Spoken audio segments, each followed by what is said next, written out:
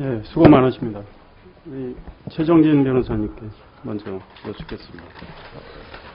이제 뭐 일리 있는 지적도 꽤 있다고 생각이 됩니다. 그런데 지금 좀 명확히 해주실 것은 이런 상충되는 문제, 또 지나친 정부의 개입, 이제 소위 말해서 요금 할인제도, 분리요금제도, 이런 것들에 대한 이런 지적, 또 일본의 사례만을 참고했기 때문에 우리 시스템과 다르다.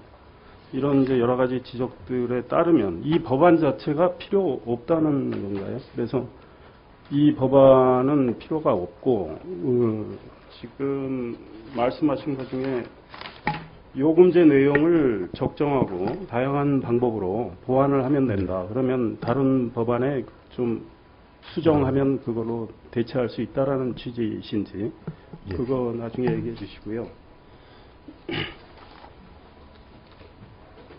우리 나광식 연구원께 궁금한 거는 이제 지금 법안에 공시보조금의 15% 추가 지원이 있습니다. 그래서 이 문제는 결국 보조금의 이 과도한 지급을 바로잡겠다는 취지하고 좀 상충되는 측면이 없는지 한번 설명을 해주시고요.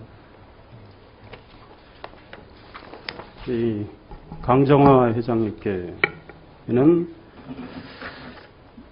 이 동일 단말기에 대한 동일 보조금 지급 규정, 이것이 과연 과열된 보조금을 규제하는데 어느 정도의 실효성이 있을 것인가, 그에 대해서 얘기를 좀 해주시면 좋겠고요.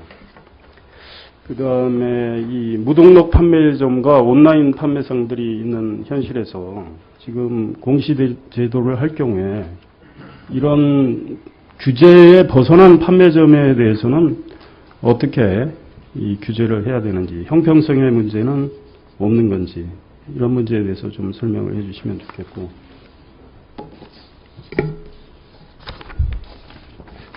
우리 정진환 박사님께는 일본의 사례를 드셨는데, 이 일본과 우리의 통신 환경이 상당히 다른데, 그 일본의 사례를 가지고 과연 분리요금제의 우리 성공을 우리가 과연 장담할 수 있는 건지, 그에 대해서 말씀 좀 부탁드립니다. 예, 다 메모하셨으리라 믿고요. 간략간략하게 답변해 주십시오.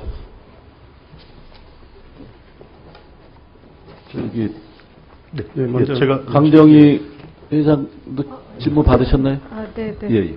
거기부터 차례대로 해주시면 되겠습니다. 네, 두 가지 질문으로 알고 있는데요. 동일 단말기의 동일 보조금 지급 규정이 실효성이 있을 것인가, 이게는 일단 여기 공시 제도를 통해서 이게 근데 보조금이 항상 같다라는 건 아닌 것 같고요, 법에서.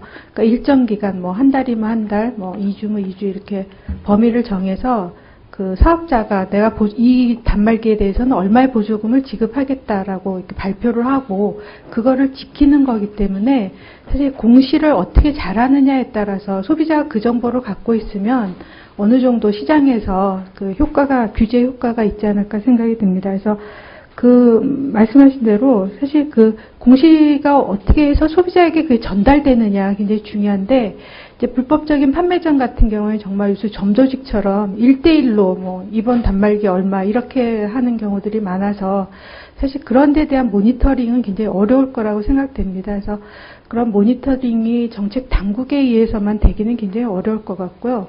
뭐 여러 이제 연합회, 그러니까 그 정보통신과 관련된 많은 그 단체들이 있는 걸로 알고 있는데 적극적으로 좀 참여를 이끌어내서 적극적인 모니터링이 가능하도록 하는 그런 정책이 필요할 것 같습니다. 네, 다음 분 말씀해 주시죠. 예, 그 하위에 있는 사업자들에게 보조금의 그 범위를 15% 정도 확대시켜주는 것이 보조금 규제의 입법 목적에 얼마나 훼손 여부를 여쭈신 것 같은데요. 사실 이것은 두 가지로 나눠서 생각을 해볼 필요가 있겠습니다. 그러니까 과도하게 집중된 그 유통사업자들의 시장력이 좀 분산되고, 그 분산이 돼서 MVO나 또는 자급형 알뜰 스스로 자기의 합당한 기기를 소비자가 선택하는 그런 것이 시장에서 유기적인 작용을 해주는 차원에서 보면 사업자들의 마케팅 보조금 경쟁과 그 하위 집단들 간에 또 경쟁이 이루어져야 되고 소비자가 스스로 선택하는 것도 경쟁의 기지로 작용을 해줘야 될 것 같습니다. 그래서 이제 또 혁신제 같은 경우는 시장 가격이 자주 변하니까 신제품이 나오면 그 전에 가격이 이제 뚝 떨어지는데 이런 물량 같은 경우는 뭔가 이제 밀어내기를 하게 될 테고 이런 것이 범위가 굉장히 탄력적이어서 이것은 시장 상황을 고려해서 시행령이나 그 이하 법에서 정하는 것이 좀 탄력적이지 않겠느냐 이런 것을 하나 말씀드렸고요. 그 다음에 입법 법안에 10%를 정해놓으면 그게 적정한지 여부가 너무 어떤 가이드라인으로 제시가 되고 또 사업자 그렇게 너무 눈에 보이면 지배하고 있는 그 대기업이 이동통신 3사가 그것을 빌미로 또 다른 마케팅 활동으로 이제 활용을 하니까 이런 그 시장 여건을 반영해서 상시적인 감시를 할 수 있는 당국에서 좀 시장 여건에 따라 판단하는 것이 바람직하지 않겠느냐 이런 생각을 갖습니다. 네, 수고하셨습니다. 다음 말씀해 주시죠. 네, 일본 사례를 보고 이제 한국에 비교할 수 있느냐, 과연 그렇게 질문을 하셨는데, 사실 이제 일본하고 한국하고는 이제 유사한 점이, 시장 상황을 보면 상당히 유사한 점이 많습니다. 단말 유통 구조를 보더라도, 일본에서는 통신사가 거의 지배력을 가지고 있고, 99% 이상이 통신사가 이제 단말 유통을 담당하고 있습니다. 경쟁 상황을 보더라도, NTT 도코모, 그 다음에 KDDI, 그 다음에 소프트뱅크 이렇게 3개 사업자가 주요 3사로 경쟁을 하고 있는 상황이고, 그런 측면에서 본다면은 이제, 일본에서도 역시 이제 마찬가지로 그 가이드라인을, 그 권고할 당시에도 이런 보조금에 대한 문제점이 계속해서 지적이 되었기 때문에 이제 그런 거를, 권고를 했었습니다. 그리고 그런 측면에서 본다면은 이제 상당히 유사한 점을 띠고 있고요. 그 다음에 이제 그냥 직접적으로 보더라도 분리요금제를 도입하게 된다면은 사실 이제 수요 측면에서의 그 요금제에 대해서 굉장히 수요가 높을 수 있습니다. 그런 측면에서 보면은 이제 매출 감소라는 측면이 있는데 그런 측면이 상당히 이제 상쇄될 가능성이 높고요.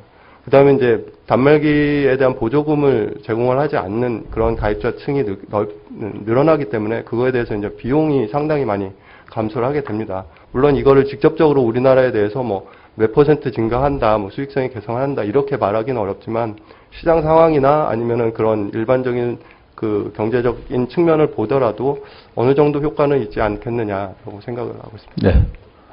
네. 예, 좀 요약해서 말씀해 주시죠. 요약해서 말씀드립니다. 먼저 그 분리요금제 관련해 가지고는 기본적으로 이게 가격이랑 민간 기업의 특히 가격이라는 것은 결국 시장 원리에 따라서 결정되는 게 마땅하다고 생각합니다. 그걸 법률로 강제한다는 것은 결국 시장 경제의 근간을 흔드는 그런 행위라고 생각합니다. 오히려 정말 그 어떤 피규제자들의 어떤 협력 또 행정 지도를 지속적으로 해야지 해서 그걸 시장 친화적으로 어떤 그 결과를 이끌어내야 되지 이런 식으로 강제하고 명령하는 건 옳지 않다고 생각합니다. 특히 뭐 그 한두 번 공고를 해서 과연 그걸 시장에서 안 따랐다고 해서 그 시장에서 그걸 할 의사가 없다 이렇게 보는 거는 일본의 사례로 보면 더더욱 아니라고 생각합니다. 일본은 같은 작업반을 만들어 가지고 정말 한 몸이 돼 가지고 서로 설득하고 시장의 의견도 들어보고 다 같이 대등한 관계에서 좀 대화를 하는 상황에서 만드는 걸 생각합니다. 그거는 좀 기본적으로 시장 친화적이지 않는 생각이라고 생각합니다. 두 번째, 지금 5조와 관련해서는 저희가 뭐 규제 잘 아시겠지만 명령 강제하는 규제가 있고 시장 유인하는 규제가 있고 정보를 정확하게 제시하도록 하는 규제가 있습니다. 근데 만약에 이게 연계하는 걸 갖다가 무효하는 게 만약에 획일적으로 무효한 게 문제라면 제 생각에 어떻게 하는 게 좋을 거냐. 결국은 그 당사자가 정확한 정보를 알고 진정한 의사에서 계약을 체결할 수 있도록 우리가 법제화해줘야 된다. 그 법제화하는 건 제가 그래서 아까 말씀 올린 게 뭐냐면 정보를 정확하게 해주게 해라. 그 다음에 절차를 정확하게 갖추게 해주고 그 다음에 일정 기간이 되면 이 사람들이 자유롭게 일정 범위 내에서는 계약도 해지할 수 있게 해줘라. 그런 상태에서 이렇게 네거티브적으로 하는 게 맞다고 생각하고 나머지 요금제 부분은 충분히 행정지도에 의해서 서로 간에 세분화시키고 맞춤형할 수 있기 때문에 그런 좀 덜 규제적인 덜 강한 규제로서도 목적은 달성할 수 있다 그렇게 생각합니다. 네, 고맙습니다. 예, 말씀하시죠.